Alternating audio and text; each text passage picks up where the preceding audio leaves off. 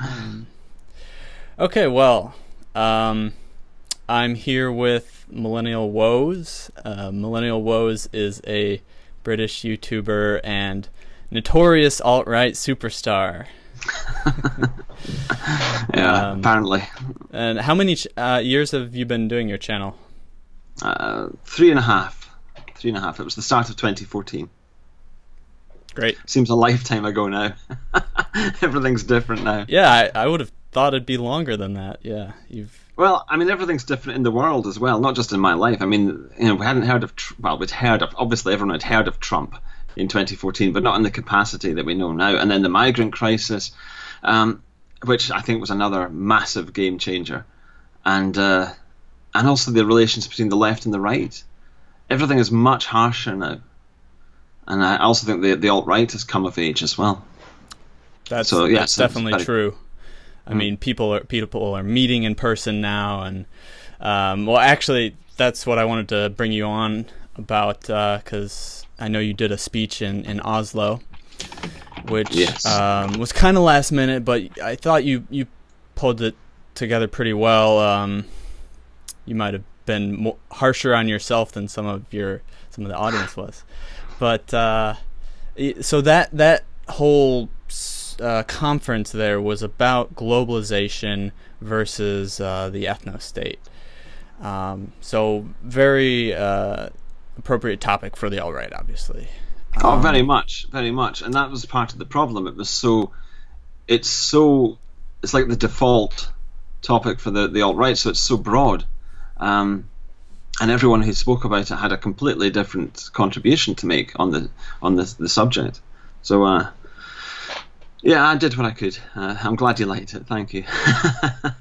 Right. I just felt it was such a huge subject. It was an opportunity for sure. Right.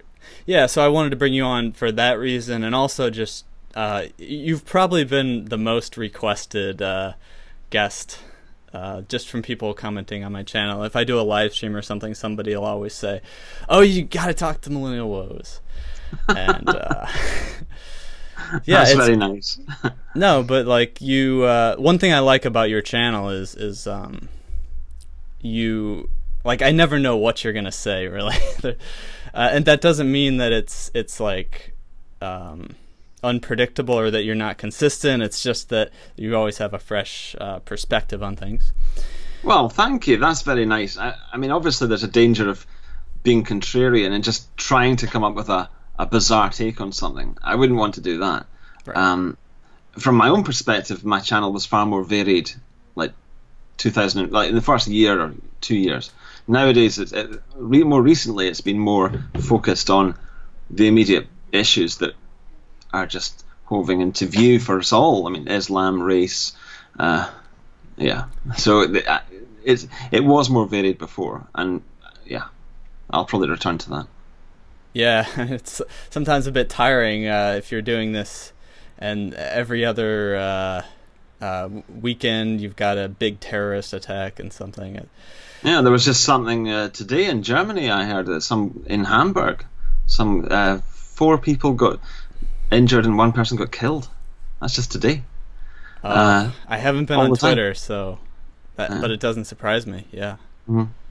Yeah, it's all the time, and it is. I think it is increasing. It's weird. We have these spats. Like last summer, it was Germany's turn. This spring, summer, England had 3 terror attacks. Yeah, you never know what's going to happen. But it's becoming part and parcel of normal life now, as Sadiq Khan said. Yeah. I don't know where that will go. Right. Well, yeah, I mean, I do jump into current events now and then, but like my channel's about philosophy, so it's, and I'm sure you might consider yourself a philosopher too. Well, I that word always seems very ambitious to me, and so I don't like calling myself a philosopher, because it's like saying I'm a genius. That's how it sounds to me. Now, obviously, I know that people will do philosophy, and they are legitimately philosophers, but Personally, I always feel just too self-conscious to use that word. And anyway, I see myself more. I don't think I'm well read enough, frankly, to be a philosopher, to call myself that. So what I would call myself is a social commentator, but also I like psychology. Right. So and sorry, I think I interrupted you there. No, sorry. That's okay. Well, so let's get into the globalization topic, if you will. Can you give us just sort of a definition and also tie it into like how globalization is threatening our people, white people, Western countries? Oh, well, this quick answer to how it's threatening us is that we've got the good stuff. So if everyone can travel around the world, then they'll travel to where we are. It's really that simple. And that you can make that a libertarian argument that they're coming for our stuff, but they are, or they're ANCAP sort of thing. But I look at it more. It's honestly more spiritual to me, and it always has been. The reason from my concern for it. When people say they want to take our stuff, they want to take our taxis and so on, I think, yeah, they do, but the more important thing is your existence and your children's and grandchildren's existence. Anyway, to get to the topic of globalization, hold on, I'll light a cigarette for this, actually. It's a very big matter, and I did the Oslo speech. Globalization, I suppose you could say, it's what happens when infrastructure becomes so advanced that it can happen, because people want things and people want systems in place to provide those things and create those things, and we've got that infrastructure, we've got the technology to do it, so we've just done it. But as well as the material infrastructure, globalization brings with it a change in attitudes. So instead of being locked in your hometown, your home village, or your home city, you're a citizen of the world now. You and I are having a conversation over great distance, over an ocean, which it took me, I think, 10 hours to fly over last November. That's a very, nowadays it is routine, it's normal, but it is also quite amazing. Well, we have this thing called jet lag, which, that should really tell you something right there. It's like our bodies weren't designed to do this stuff. But yeah. Yet and here we are. And there's culture shock as well, when you just can't help but feel out of place when you're in a new place, a new country. And when I went to America, everyone spoke English, and I'd seen it 1,000 times in films, and yet still you think, God, this is very strange. And then when I went to Oslo, it was the same feeling, and I mentioned it in the speech, this feeling of being a trespasser and intruding. But of course, I think a lot of mainstream, normal types of people would hear that and just scoff. They just think, why are you worrying about this? We are all citizens of the world now. So what you end up with is this corrosion of, national borders, but also national identities, or the identities that used to be housed within nations. And that means all sorts of things. It also, it obviously implies cultural identities, national identities, ethnic identities, racial identities, subcultural identities within the nation, and then even down to your village, your town, because you know that if people can come from God knows where, the far corners of the earth, to your nearest city, then eventually they will come to your town, your street. So it affects absolutely everything. And I'm convinced that, and this is something I've never really said in any of my videos, but I think 150 years ago, the little old lady in some village could look after the green in that village. Sorry, there's a traffic outside. Knowing that probably the people around her would benefit from her work, and their grandchildren and their great-great-grandchildren probably would benefit from the effort that she was putting in. She would be contributing to a long-term story that would remain in the custody of her people. Well, nowadays, post-globalization, you can't. That situation's totally gone. And so, why would you decide? Obviously, people do still decide to do these things, but I don't know why. Maybe it's just for something to do. Maybe it's for their own mental health or whatever. But I think and this is the point that I was going to make, the very presence of people from afar in your nation, I think immediately reduces your sense of ownership of that nation. Because you know that if they're in that city, then they could be anywhere. Why not? And I think that it immediately creates this sense of instability, uncertainty, and doubt.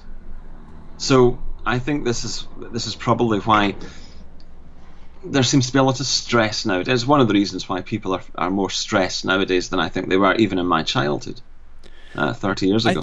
I think you're right. Like, there's probably a lot of stuff happening under the surface that people that they don't give they're not aware of. They don't give themselves permission to even investigate that. The biggest obstacle that I had to overcome, and to some degree I still struggle with this, is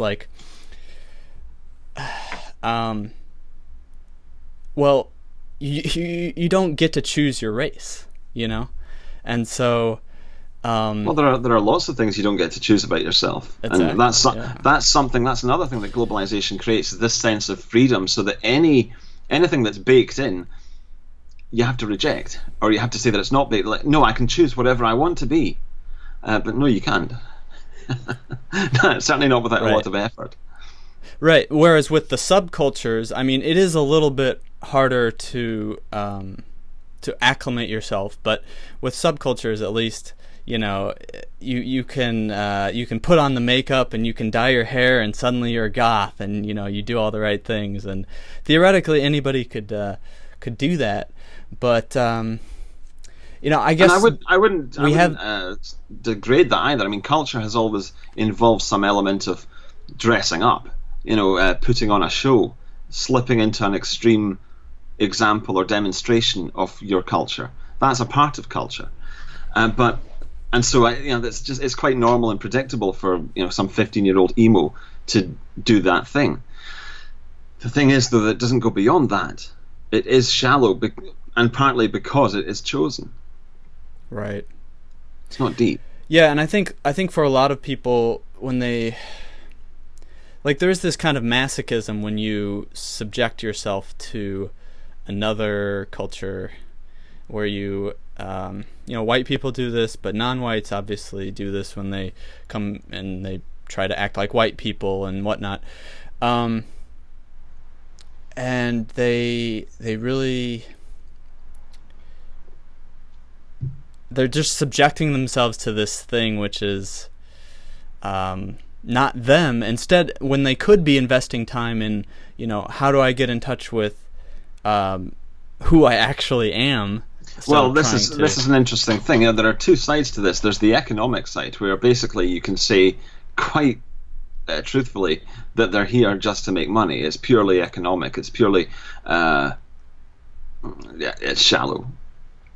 But then the other side of it is that they, having come here, they have to do something beyond the material, beyond the economic stuff. They have to be something. So they can either form a ghetto or join a ghetto of their people within our societies, or they can join the bland, homogenized mainstream. And so I think that's what you were talking about there, where you get someone who's just a global citizen, and they might well be mixed race, which is part of it, that adds to it. And you think, where do you belong? Yeah, you belong in a shopping mall. There's nothing to you other than that. And I find that a very depressing thought. I'm not even saying that they're maladjusted people, although I suspect they probably, in fact I know that they are. The third culture kids are certainly more prone to depression and suicide. But even if they are quite well adjusted, they're still not an example of anything other than this hollow globalized world. Culturally speaking, regardless of their own virtues as an individual, what they represent is this age, which I think is inherently hollow because it has no roots. Yeah. I do, this we are all part of the human race thing, it gets on my nerves because what are they?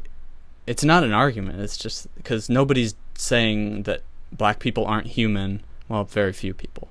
I guess, but there are different subspecies of squirrels. There are different subspecies of every animal. And we recognize them, and we want them to remain separate. We want to preserve them as different. Exactly. I don't know if you saw this article it was like a week ago. I think there was some study that was further evidence contradicting the out of Africa theory. Yeah. Well, two interesting things happened about, when was that? About 6 weeks ago, 8 weeks ago now. That happened. The first evidence of the out of Africa thing being mistaken, and also the thing about the ancient Egyptians. It turned out that they were closest genetically to Southern Europeans and was it Anatolians? I can't remember. Modern day Turks, I think it was. So they were not black, and everyone's known this forever. But it was, well, anyone with their head screwed on has known that forever. But now there's scientific data. I think they analysed 1,000 mummies, 1,000 specimens anyway. So those were two things that happened very close together, and of course we know about them, but it hasn't been widely broadcast because it goes against the narrative that we're all Africans.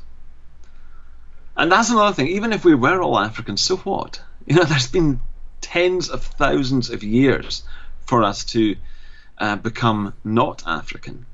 It's absurd this idea that, well, because we all came from there, therefore we should have some common feeling with someone who just arrived from there yesterday. That is just so dishonest. But as we all know, there are so many. Sorry, go on. Oh, okay. Yeah, the fact that this out of Africa theory may not be true, I think it sort of gives me a little more comfort. It's like, okay, now I kind of understand why there are more differences between the groups. Whereas if it was true, you're right, it wouldn't mean that the groups can't that they have to be mixed together. That still wouldn't logically follow. But no, whatever the background is, we've got today, here and now, we've got black people, and everyone knows what a black person. I remember Sargon denied that he knew what I meant by a black person. We could have different concepts. No, everyone knows what a black guy is, and we've got white people, and everyone knows what that means. Okay, it's a bit fuzzy at the edges, Jews. But well, that's a separate thing, indeed. But the fact is, we do have these different groups today, and whether they all originated from Africa or from some of them from Europe, it doesn't matter anymore. This is tens of thousands of years ago, and I think it's really reaching for people to use this stuff to denounce ethno-nationalism. It's fatuous. Another point you talked about was that you said the left didn't always support globalization. And I thought this was interesting. And I kind of want to ask you the question, do you think that the bigger enemy is globalization or the left? Well, the left, you see, it depends what your priorities are, what you care about. The left are, I think, inherently anti-hierarchy. They like entropy. That's what they're minded for. They're for breaking things down. I don't think that's just something they're encouraged to do by certain equi people. I think that is something inherent to the leftist mentality. So you've got two possible enemies here: the globalists and leftists. And I think you're asking, could we make peace with leftists and find common goals? My answer is maybe, but they would have to rein in their desire for entropy and for egalitarianism, for equality, which is nihilism. And that's a battle. Yeah, the left just wants the degeneracy, but that's a effect of not just not competing. The whole RK selection theory is one way to look at it. People sort of talk that down, but I think there's a lot of value in it. If there's not a lot of truth in it, there's a lot of value in that theory, because time and again you do see leftists doing things that are R-type. Whenever a left-wing male says that he welcomes immigrants, almost invariably he is a guy who is a weak man, and so you know why he's doing it. It's because he's frightened of the strong men of his group, so he wants the immigrants to come in and deal with those strong men. He doesn't want to compete with the strong men because he knows he can't compete with them. And this is, you see it all the time. Whenever they say, yeah, of course there should be transgender people in the military, or of course there should be women in the military, that's because they hate military types of guys, military men, because they know they could never be military men. Yep. And this goes on and on and on. There are so many examples of this. So I've forgotten what you said. What you were. Well, I was just comparing the left and the right. The left. Yeah, we're going to have to deal with them. We're going to have to deal somehow with their tendency to despise hierarchy. And I don't know how we'll do that. Probably, I often come back to this sort of catch-all solution that it will be just burnt a cinder in the inferno of Europe-wide civil war, and I think it would be. Yeah. But I don't know about America. I think a lot of times, like the white alt-righters that I know, I guess maybe they're a little more comfortable. No, it's split down the middle. I'd say you get the some that are more, if they're more on the libertarian side. You get more of the I'm gonna throw the leftists out of helicopter memes. Whereas if they're more on the National Socialist side, it's like, well, yeah, I'm gonna race war now and gas the kikes. I know that. I mean, it's nobody knows what we're gonna do. Yeah, and it's also very possible that we won't really have a choice we'll be scrabbling. We won't have a chance to have a plan.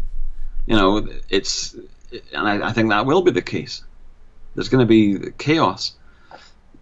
I don't think we have. And what will happen is that groups and loyalties will emerge in the process of conflict, and carnage. I think that's what we're heading for, because we can't. It's very difficult to get through to a leftist. And certainly to get through to millions of them. I mean, the terror attacks don't do it. Right. The terror attacks actually make them double down on their delusion. The now sort of key clip to demonstrate that is the guy during the London Bridge attack who said, it's not Muslims. And I keep meaning to do a video about what that tells us, what that indicates. But there is mass delusion. And so how can you get through to them? What I would say, actually, is I think that two particular target groups do upset the left, or just people in general, and that is women and children. The Manchester bomb targeted children, and Cologne targeted women. And I think both of those two events, I think, disturb people more than a normal terror attack does.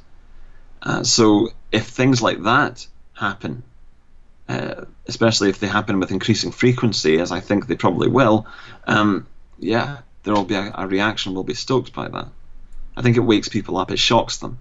Understandably, if you're not shocked by that, then you're not really alive. There's no hope for you, I'd say. Well, I mean, there are people who are beyond hope because there's pedophilia in the highest levels of government and whatnot. So. Yeah, and I do believe that. I mean, I don't know the details of it, and nobody really does, but I do believe that there's something very sinister going on in the British government as well, but also in America. Yeah. Well, we didn't quite get an answer. I guess I could ask it this way, which is, if the right was pushing globalization, would you be a leftist? I don't know. Because the right is pushing. They are, yeah, you're right.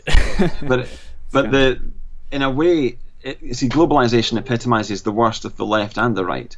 It epitomizes sort of heartless capitalism, just bulldozing over everything, all the natural historical obstacles to the most efficient process. It just bulldozes through them. And then on the left, there's entropy. There's disdain for meaning, hierarchy, roots. So I think it epitomizes the worst of both sides. Now, as for whether it was all, if it were all right-wing, would I be a leftist? I don't know. Because I used to be a leftist. Right. And I do wonder, in another age, would I just be a left if it were the 30s or the 50s? I've no idea. I think I definitely have some left-wing traits, some left-wing tendencies. I think, to an extent, I'm always pushing against. I mean, this gets to personal stuff, really. I don't know how much you want to talk about that, but to an extent, I always sort of seek the end, like how far can you push it, sort of thing. And that's definitely a leftist trait. That's undoubtedly a leftist trait. But on the other hand, I have very strong respect for hierarchy. I think without hierarchy, you've got no structure. Without structure, you've got no function, either meaning or operational function. So, yeah, I'm a mix, like most people are, to be honest. Yeah, I mean, I think if you don't have some kind of a apprehension, then you're not really self-reflective, you're not self-critical. It really is an ideology for you. And well, I mean, the left, they're paranoid in some ways, but it's not like the things that they talk about, I guess totalitarianism, that there's not some kind of monster that could come about that would be, I guess, not really what we wanted. And now and then it's nice to just think about that. I know Jordan Peterson will sometimes talk about you don't know yourself until you know the demon within you, and really what monstrosity you're capable of, and also what that does to a soul. So I'm not trying to detract from sort of the fascist position or people who take things extreme, because I think there's a place for that. But the problem is, I don't like totalitarianism, and I'm not at home with it. What I want is just 100 years ago, like Britain 100 years ago, the way the culture was set then, implicitly ethno-nationalist, without being absolutist. But you didn't need to be, because it was just a given, and it was natural, and everything was going to be fine. And then a respect for hierarchy. So you had high culture and low culture, and they were acknowledged as such. And then that filters through to everything, how class, education, and you've got a working culture, basically, a working society that is healthy and productive. And yeah, sure. So that's what I want. I don't want totalitarianism. The trouble is, we're probably never going to get back to that without a phase of totalitarianism. I certainly think a lot of people on the alt-right would say that. I don't know. That's a good point. It's a good point. I mean, it's. I try to have. I think I have faith in at least myself, and maybe a lot of the people in the alt-right, at least right now. Who knows what it'll be, in 50 years? But for the most part, I see good people there, and they're mostly it's well, you could say reactionary. You could say it's it's a counter to what has been, and so it's not they wanted this to happen. This just hard to see another way. I would say that the alt-right has made it is reactionary, but it makes reactionaryism colourful and fun and energetic. Now, that doesn't necessarily mean that it bestows reactionaryism with anything deeper, but it does give us this energy, this oomph. I talked recently about paleocons and how they're just dead. I mean, they're always looking back, and they don't have the energy, and they can't even admit how big the problem actually is, so that they're continually freshly baffled and shocked by how bad things are.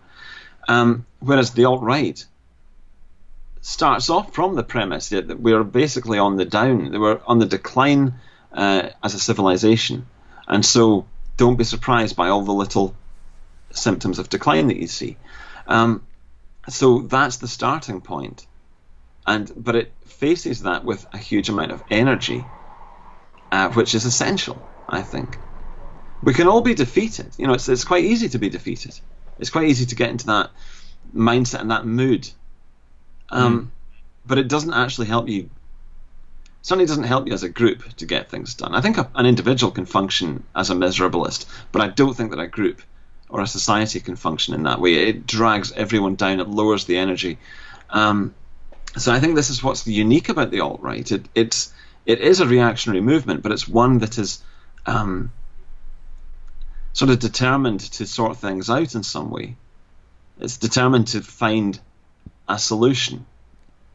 Right. It's not like it's not like the alt-right would just cease to exist without their rivals. I think sort of this is how, you know, Antifa is. It's like if they didn't have anything to fight against, that they wouldn't be there. They wouldn't have a purpose for existing. But we actually have something to fight for. Because we believe in something.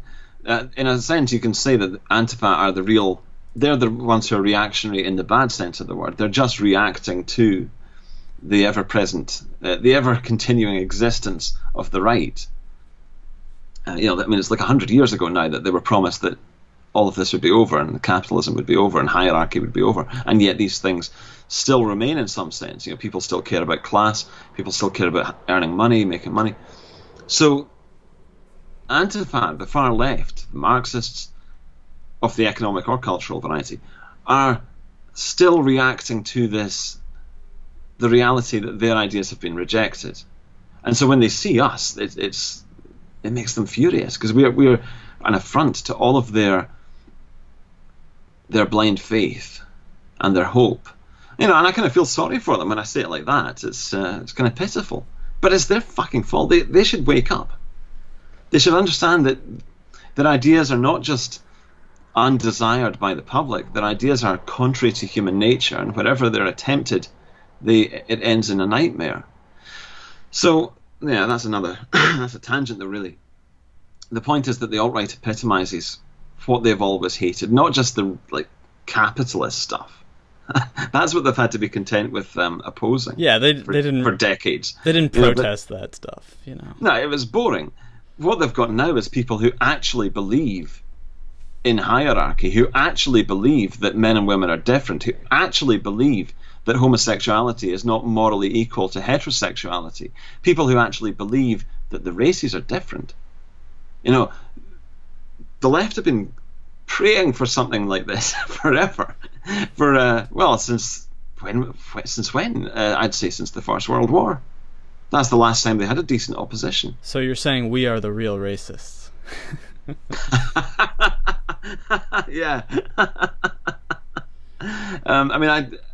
For the benefit of, because I know that will be taken out of context, I'm not really afraid of the word racist in itself, because it's just a bullshit word. All it actually means in practice is you care about your race, your own race, and you think the races are differ. I mean, what the fuck is wrong with that? Right. Why? And nowadays, I just ask people, if people take issue with that, I say to them, I try to put them on the defensive and ask them, well, why don't you care about your race, and why do you think the races are the same? Because there's no reason to think that. So yeah, are we the real racist? Yeah, I guess so. Yeah, I mean in terms of what stupid word. Yeah, in terms of what the word means right now, then yeah, of course. I mean, I'm torn between accepting that term or not. Some people say that we shouldn't accept the left's terminology because then they're framing the debate and all that. But then the other school of thought is that you should appropriate these terms and redefine them, so that steal the weapons from the left. I actually made a video about this, taking back language from the left.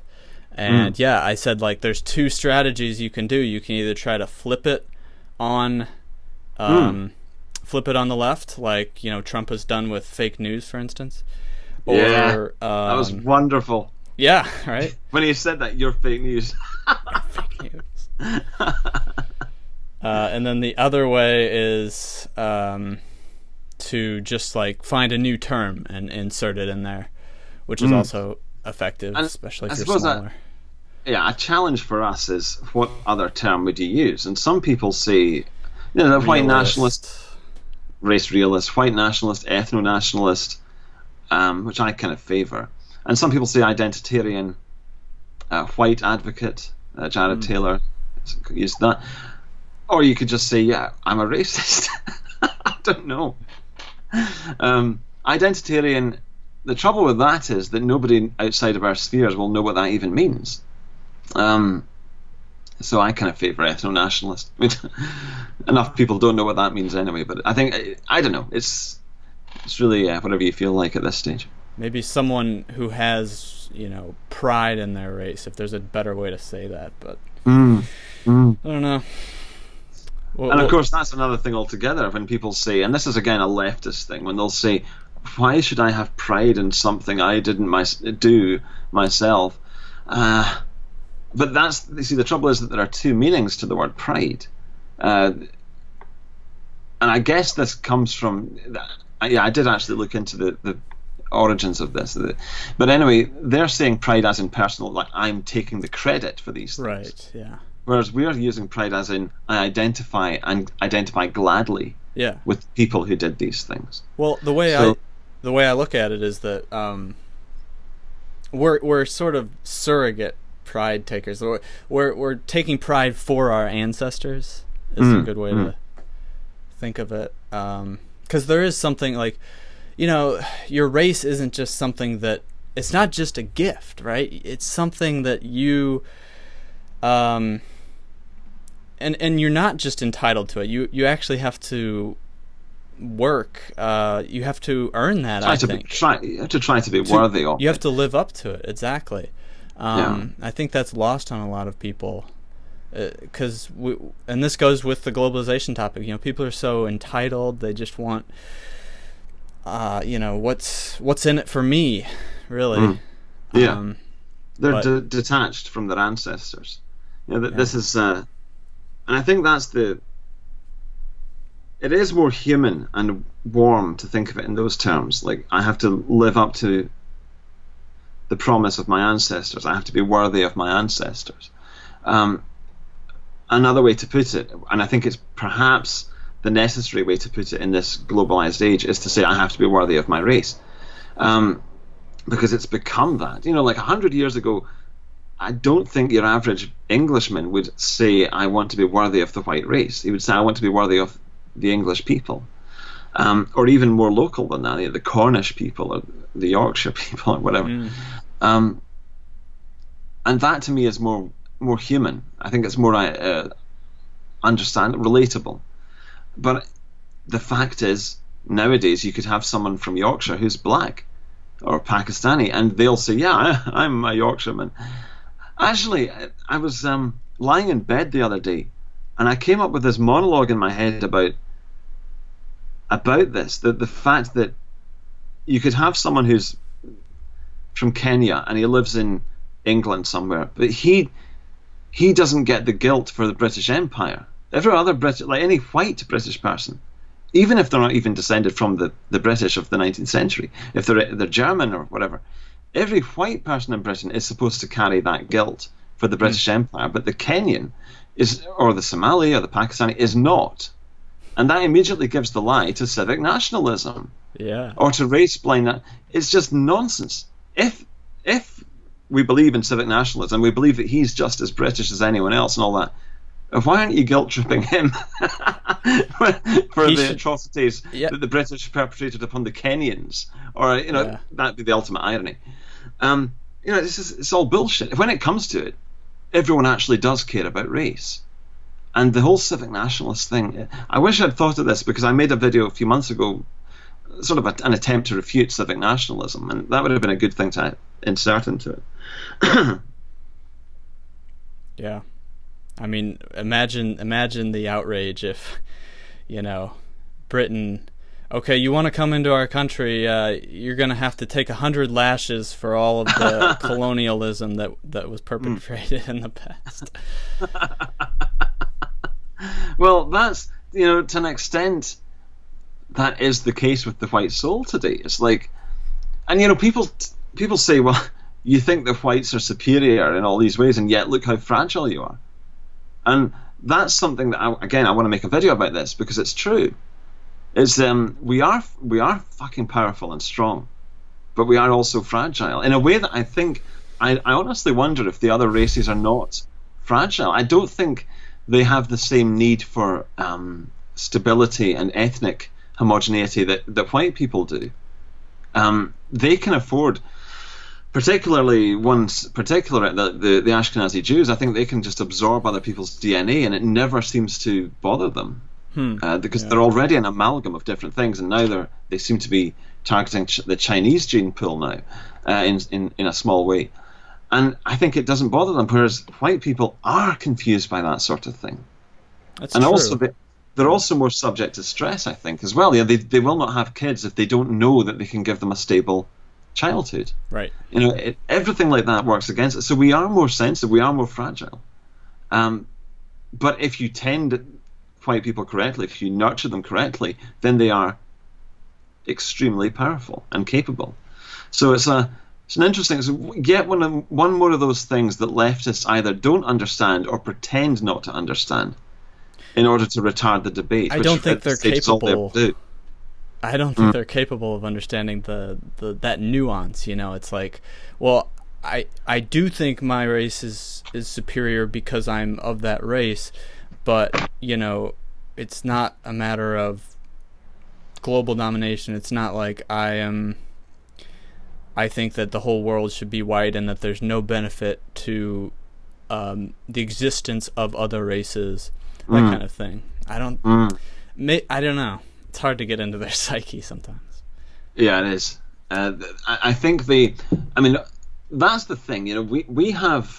We might caricature the left when we are discussing them and so on, but I think that's fun, really. I think in our hearts we do understand them. We do understand, because we've fucking lived with them and been raised with them and been educated by them, been bored to death by them in lecture theatres at university.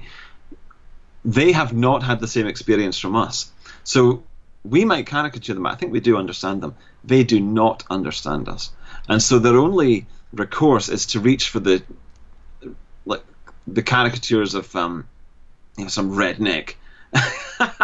And even then, and that's not a slur against rednecks or whatever Southerners. I've got no interest in doing that at all. But they have. And they've got this image of the complete idiot who's never read a book, and he's just looking for a fight and looking for something to be angry about, looking for something to hate. And of course this is why they always say that we're uneducated. It's hilarious. They've got these a small number of ways to denigrate us. You're uneducated, you're unintelligent, or you're evil. Those are really the three explanations they have for why anyone would greedy or greedy. So those are four explanations they have for why people wouldn't share their fucking wonderful ideas. But they never stop to think, well, hold on a minute, what are my ideas wonderful? And what are my real motivations for holding these ideas? That's again something I say all the time on my channel. I think that we're not taught how to self-reflect anymore. And so people don't. And the ones who are truly guilty of this, no doubt right-wingers do it as well, but I think leftists are just astonishingly lacking in self-reflection. And even in examination of their beliefs. I spoke to a woman once. I don't know if I mentioned this on any of my videos, but I spoke to this woman who had been a communist, and now she's a hard left socialist. And I said to her, John Lennon was preaching no possessions while he was being driven around in a chauffeur limousine. And she said, oh, well, John Lennon thought everyone should be driven around in a chauffeur limousine. Now, how the fuck, who would be the chauffeur? That's the answer to that. It's absurd. but she'd never considered it. All she cared about was that the rich are a bunch of bastards. But, then she advocates policies, mass immigration, that will destroy the working class communities that she presumably does care about at some level, because she came from that herself. There's just, it's amazing with the left. I got into an argument a few days ago on Facebook where it was the same problem. It's like they refuse to analyze their own beliefs or themselves. And so, in a way, it's like dealing with children. It's like dealing with hyenas. And they're also very social as well. If they've got backup from the group, they don't really care what the truth is. Now, again, I don't want to say that right-wingers are never like that, because I've seen it myself. They are like that sometimes. But with the left, it's just pathological. Yeah, the left has been so isolated. I mean, most of them, they don't have any contact with the other side. And I think maybe this is, if you could say Trump is, if you're of the position that Trump has a 40 chess master, then, you might say, well, what he's trying to do is really force those people to get exposure to the right-wing culture and viewpoints. He's doing this through Twitter, because you can't just move people from one place to the next. I mean, a lot of these people are like in New York City, right? And they've got their little bubble. But, just with social media, it kind of permeates everywhere, because it's like it gets picked up. And that's an interesting part of it, the globalization thing, that we have social media. And so you get international like 4chan culture. Mm-hmm. And I say international, it's definitely Anglo-centric. But it's quite funny when you see an English version of that, where it's a joke that it is Chanish, but only an English or British person would get it, But still, broadly speaking, it is a transnational or even global sort of culture that's developing. And again, this is another aspect of, like, do you want to give that up? If we're going to say that we value national identities, how much of the outsider can you tolerate? I know you talked in your speech about some of the positives of globalization, and it's a good point. I don't know if I would want to give that up. If somebody said, here's a trade, give up all of your technology for nationalism. Or you can only look at websites from your own country, and you can only talk to people on Skype who are from your own country. This is what I was trying to get to in an earlier video called Europa, or EU Europa, and we have to be real. This is a very complex question, and to be honest, we in the alt-right have the best beginnings of an answer to it, but we only have the beginnings. We haven't really analysed it. The question is, to what extent are ethnic and national identities being supplanted by internet stuff and globalized identities, transnational cultures, and so on? And even if you could measure that, the next question is, to what extent do we want that to continue? Because I think a lot of people really are deracinated from their national cultures or their ancestral cultures. And, we can say in the alt-right, everything would be a lot better if they got back in touch with their roots. Maybe, but that would mean detaching from a lot of stuff that is actively meaningful to them now. And sort of forcing them. It's like forcing a left-handed person to write with their right hand. It can work, but it's not the way they want to operate. So it's a question that we have to. I think we shouldn't just blunder into this and insist on national identities and ethnic and nothing else. Not only because it would be difficult to get massive numbers of deracinated, globalized people to go on board with that, but also because maybe we would be throwing the baby out with the bathwater. And there's even the question, maybe it is time to transition away from nationalism, and not to, but if that is the case, then we have to be damn careful and damn sure about what we're replacing it with, what we're moving on to. And this is the question. This is what I'm trying to grapple with now. Or I will be once I've finished the website. I'll be doing a lot more cogitation on this kind of thing. So you're talking about more of the like cultural parts of globalization rather than just, you know, the movement of people? Is that? Oh, yeah. I'm talking about culture. Like, for example, the skeptic community. Why does that matter, mean so much to skeptics? It clearly does. Why does the alt-right matter so much to alt-righters? It's not just because they're concerned about the survival of their race. It's also because it's a culture. And also you could say the same about any other subculture. Clearly people are plugging into something that is not tied geographically. So what do we do with that? Do we pretend that it isn't real, or that it's not important, or that it's unhealthy and must be done away with? What are your thoughts on like the fifth political theory? I don't know what that is. I haven't looked into it. I've heard of it, but I haven't looked into it. Essentially, white people becoming a diaspora where we don't focus on, you know, like forming an actual state, but instead we focus on just, you know, being a solidified community, a united community around the world, sort of like the Jews are right now. Well, look what it's done to the Jews, though. You know, and you know, when you say that, there are two sides to this, because I hate the idea of these European ethnicities mixing together and being lost forever. It really disturbs me. I don't want that to happen. These are the products of tens of thousands of years of evolution. And I mean, I'm not totally precious about it. I understand that there will be mixing, and there always has been mixing between these ethnic groups. I just don't want them to be lost. And then the other part of it, the other side of it, is maybe there's something in the white race that wants this to happen. It's not, I don't mean as a result of globalization per se, or nefarious manipulators. Maybe there is something in whites that is universalist, innately universalist, and we are sort of driven to contact each other. And of course, you could say that's why we're driven to contact the third world as well. And then that's where it gets out of hand.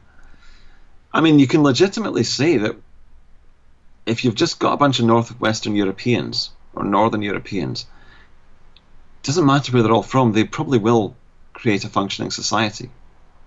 And I do wonder if American society, American identity, was more stable before the age of globalization, like 100 years ago, when they'd had even less time than they have had now to foment an identity. I sometimes wonder if their identity was actually stronger than it is today, because if you listen to these old songs, or just partake, sort of sample that culture, it does seem to be more stable and confident and calm than American culture today and American identity today. It could be to do with the racial thing, or it could, I don't know.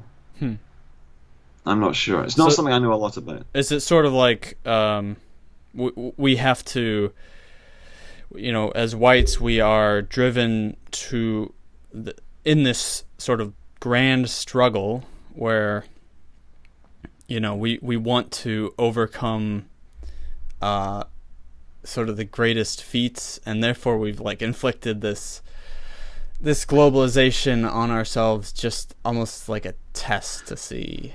And I think people treat it in that way a lot. Like they'll say diversity is if when it goes wrong, that's a test of your faith.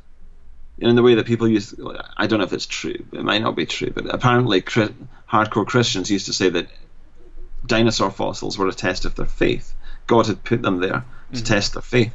I think in the same way, people, when there's a terror attack, people say, now of all times, it is more important than ever that we don't give in to hate, that we don't give up on the dream. This is a test. Right. It's a joyous test. We should be grateful for this test, because it enables us to prove just how devout we are. And this is something that I think is very white, actually. And it's beautiful as well in its own way. It's just that it has to be controlled. It has to be, well, that sort of, you could call it self-righteousness or moral rectitude. It's fine when it's operating in an ecosystem that is conducive to the survival of whites, but not when the ecosystem is working against whites all the time. So then you get whites who are devoutly in support of that ecosystem or idea system, whatever. I think whites are naturally, they care about being good in a way that I think other races just don't. And I'm not saying that other races are desperate to do evil things. I think they just don't really worry about it, whereas whites are obsessed with being good people. And this is part of their innocence. I think that whites have an innocence that is just not shared by other races, and it's beautiful, and it's what will lead to their downfall. When you see these Germans singing songs, or was it the Dutch, whoever it was, singing songs for the fucking migrants who are going to replace them, it's tragic. It's absolutely tragic. But this is what is so beautiful about the white race.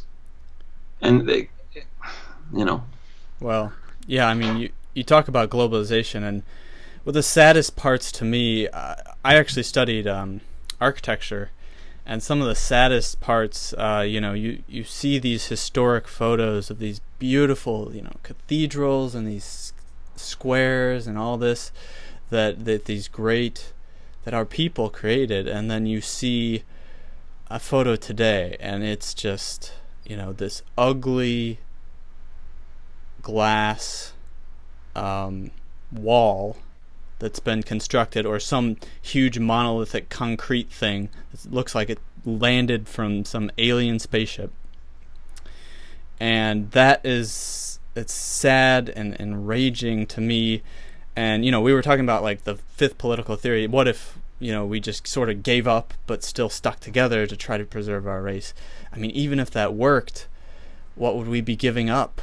Do we really? Yeah, exactly. Even if it worked, even if it could work, why would we want to do that? Why would we choose to do that?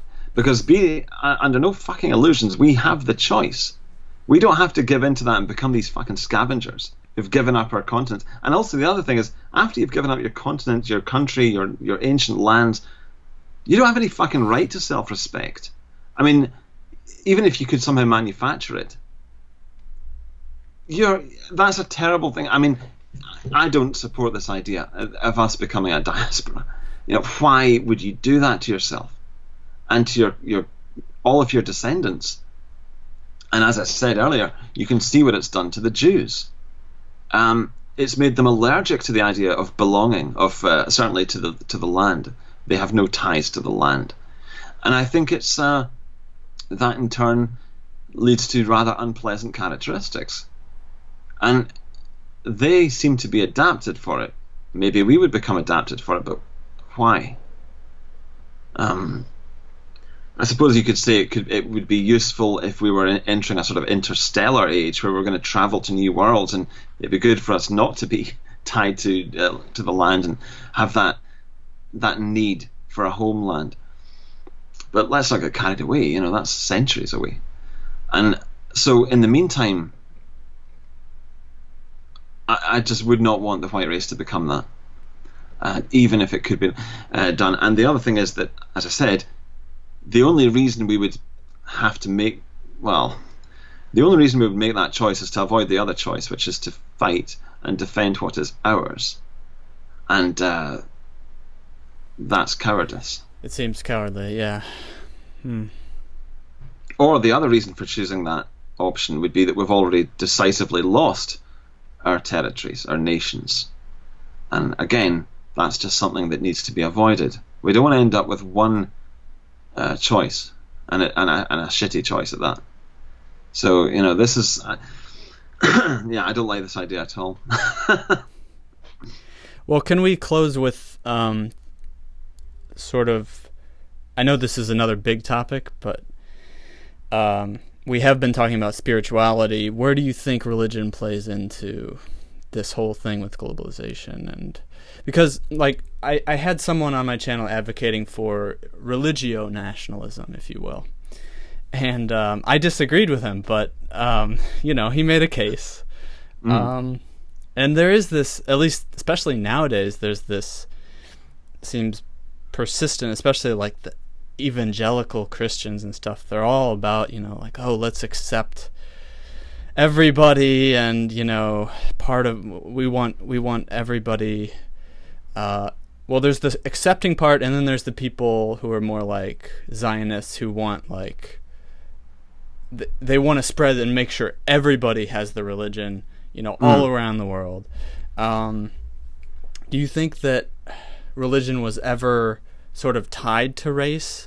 And can we sort of get that back by bringing back ancestry into the faith, because I do think that faith and reproduction kind of go hand in hand, and I wouldn't be surprised if it's more than just white people losing their homeland to invaders. It's also they've lost their faith.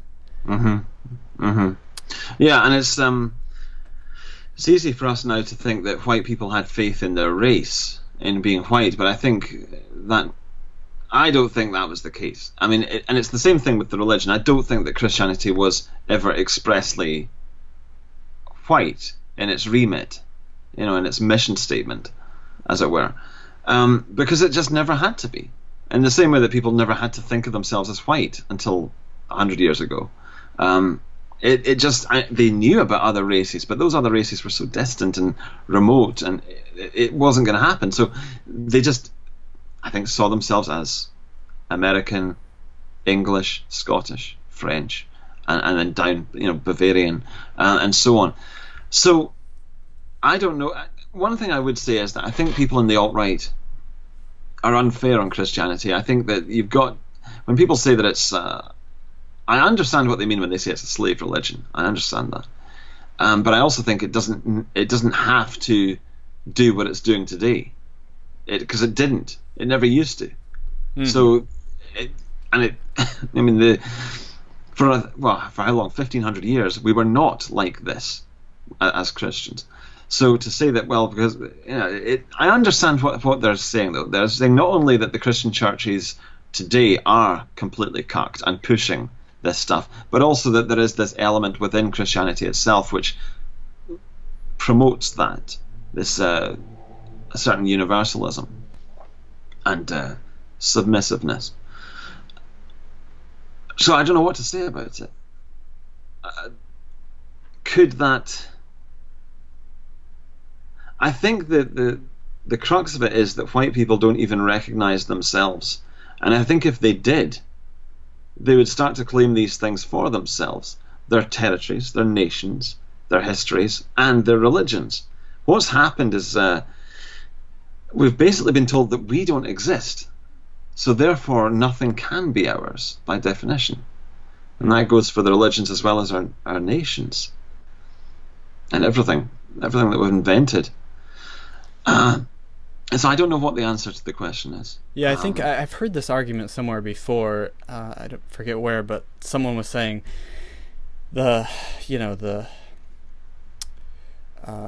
religion is downstream from culture, or no?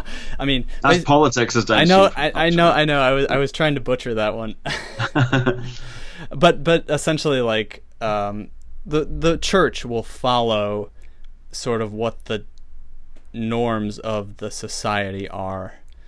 Yeah, I think that's true. And I did a video called Cologne and the German Elite, which is one of the most depressing videos I've ever done. It was a very difficult one to make because it's just so depressing. But because it was about how the different elements of German society were working against the German people, and one of them was the Catholic Church, which, a few fucking months after the Cologne incident, the Archbishop of the Cologne Cathedral was actually, he had one of the refugee boats, and he brought it up. He'd had it brought up to to Cologne, and he had it placed outside the cathedral, and he stood in it and gave a sermon to his flock about how they should be kinder and less racist, on the very fucking ground where these migrants had molested German women. Wow. I mean, that is cuckery that you couldn't make it up. It's amazing. And so, you know, when people are in the alt-right are furious at Christianity, I don't blame them. I certainly don't blame them for being furious at the church. And I understand, as I said earlier, I understand there are other objections to it. But the fact is, it did see us through. It was fine for us. It was good for us for 1,500 years. And I also think that in that time, we made it our own. I don't go with this thing that it's a Jewish religion and all that. I think it was in the first place, but for Christ's sake, it's been 50. I shouldn't use the Lord's name in vain when I'm talking about this. But it's been 1,500 years. And also, if the Jews invented it to fuck us up, then, you know, it took 1,500 years to do it. I mean, that's stupid. That's just kind of this paranoia, in my opinion, like this idea, oh yeah, like the Jews, they constructed this fail-safe so that if we ever started to hate them, you know, we can point to Christ and, you know, love your enemy and the enemy of the Jews, and it's like... The fact is that if they wanted to do that to us, and I'm not saying that they would, but if they wanted to fuck us up, I think the evidence shows that they can do it in a lot less time than 1,500 years. I mean, they can manage it. It's visible. So that's what I would say. That's what I would say about Christianity. And the other thing is, I mean, obviously I have to admit bias here. I'm not religious myself. I'm not Christian. At least I'm not a believing Christian. But I do have a huge amount of fondness for it. And, you know, it breaks my heart when you see these, especially as you were talking about architecture, when you see these in France. It always seems to happen in France. They demolish some old church. You know, and there are multiple photos and footage of it happening. Just some church that's been there for hundreds of years, and they just demolish it. I hate that. And people keep asking me what I think of Varg Vikernes. And one of the things, I really don't like his loathing for Christianity. I mean, he said that he would support burning down churches. He was wrongly accused of doing it. But he said that he didn't do it, but he would support it. And this is I just don't get that at all. I think that's terrible. It's been there for a very long time in our people. And to say, well, because the Christians 1,500 years ago massacred pagans and all that, yeah, it wasn't nice. I think we can all agree that's not a nice thing to do. But let's not pretend that 1,500 years haven't passed. You know, that, and I know it's more complicated than that, but I just think people should get real. So here's a thought to bring it full circle, and let me see what you think about this. In the same way that Christian Gentiles, Europeans took over Christianity and made it their own, or, you know, the Hebrew Torah, whatever, made it their own.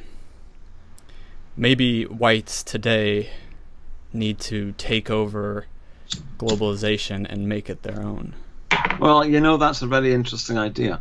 That's never occurred to me before, because the concept is very fruitful, isn't it?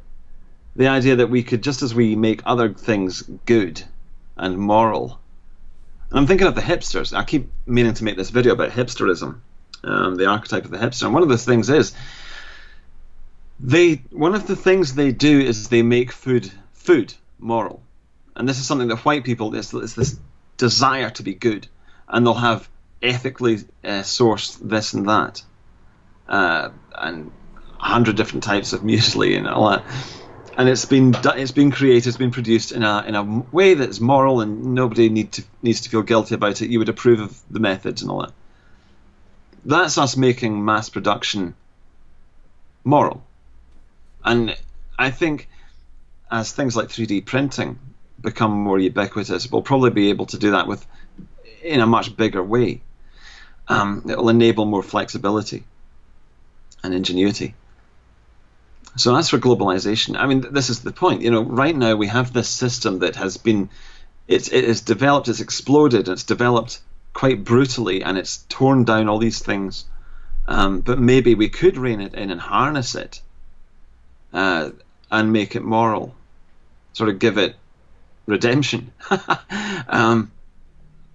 I think it would be a huge achievement. I think it would be a very worthy achievement. But of course, what you've first got to do is restore the concept of white people. And then that also doesn't answer the question of what even if we do manage to rein this thing in and make it work for us and make it work in a spiritually healthy way, well, then who are we? We're still the white race who just keep going through and making things better and improving systems and inventing mechanisms. That still doesn't answer the question of who are we and what are we? And, well, I don't know. I don't know what to say about that. Maybe that would be a good place to leave it, because I'm not in a position to define it for anyone. I think it is a good place to leave it.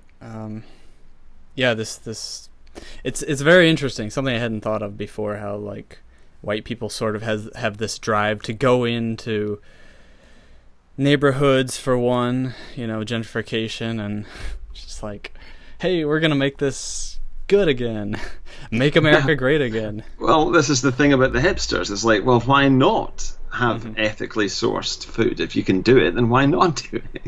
And I think that was something I noticed when I was in America. It was one of the sort of observations that I made, was that time and again in Portland especially, it was these innovations that I hadn't seen before. And you think, the question obviously has been, why not do this? Why aren't we doing this? It's a good idea. So, and I think, again, this is something that's unique to white people. We constantly innovate and look for ways to improve things. But again, you can do that and still be a deracinated, atomized individual. And I think the question for the future really is, are we okay with being deracinated, atomized individuals? Is there a way in which it's actually not the end of the world? Is there a new world? Post-nation. Now, on the one hand, I have tremendous affection for the nation, and I don't want to get carried away and say, yeah, there's something new now, a new age. There might be. I just want to be open-minded about it. Yeah, I've said before, like, I want to be open to other things. I don't, like, my end goal isn't necessarily white nationalism. But I want that because of the things that it would bring, I think. But I think we're gonna have to be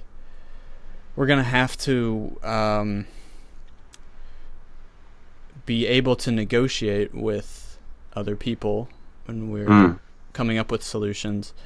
And I've had people tell me, well, that sounds cucky, but I don't think it's cucky. I think it's no, I think it's just realistic. Yeah, it is masculine as well, because men find solutions for things. That's what men do. Boys whine about it. So it is. I think it is masculine, and it's outward thinking and so on. Yeah, I mean, you've got to wonder what do we need, and what. The fact is that life is changing, the world is changing, technology, and it could be on the verge of massive technological breakthroughs. This is the thing, we're at this stage where it's a total crux point, because if things continued just as they are now, I think we would see incredible technological breakthroughs in this century. But the thing is, I don't think things are going to continue as they are just now. I think there's going to be widespread civil unrest. So God knows what we're going to see in our lifetimes. It's going to be a very, very eventful century, I think. Yeah, I kind of don't like depending on, the whole, well, entrepreneurship is going to create all of these solutions that we need in the future. I believe that that's true to some degree, like that will probably happen, but it seems to me like counting your, like, why even bother thinking about it then? Yeah, yeah. Well, in the end, we have to think of something to do. You can't have people just vegetating at home, playing video games, or having, photorealistic sexual encounters with a digital phantom. There has to, yeah, exactly. White people need to be doing. Everyone needs to be doing something, and especially white people, especially white men. And yeah, that's another question. But all of these technologies are going to make our lives increasingly luxurious and carefree and easy. But that's going to lead to despair and purposelessness. So, we're going to have to think of some project, basically. But as for globalization and the nations, I really don't know what's going to become of these things. And I don't want to, what I said earlier, it might seem like I kind of want the destruction of nations. I really don't. And I also don't want the destruction of the ethnic groups. I'm just wondering to what extent, if at all, it is actually what people want. Because I think that, something that our opposition say is that white isn't enough. Yeah, I'm white, so what? And that's true. People do need more than that, because they always had more than that. They had something more local and more flavoursome and more less ambiguous, less vague, something that they could see all around them and hold and understand, to the extent that people want to understand their identities. So they had something better than just white. And I'm not disparaging that identity, because I think there is such a thing as being white. I think it does have meaning attached to it. I think it has characteristics. We've talked about some of them here. But I also think there has to be something else. And maybe those things will be transnational sort of cultures, or maybe they will be once again rooted in geographically. God knows. Yeah, just one note on that. I think what people want and what people need are usually very different things. That's a very good point. Maybe it doesn't really matter. We can't cater to everything, and in the end, they do need a place that they can call their own. And it's very possible that we indulge with these international cultures, these internet stuff and all that now, but without it, we might all be a lot happier. Honestly, I suspect we would be. Now that you say it, I think you're probably right. Well, good. I think we've sorted it out. That's good. Only took us an hour and 20 minutes. Okay, good. On that note, then. Well, yeah.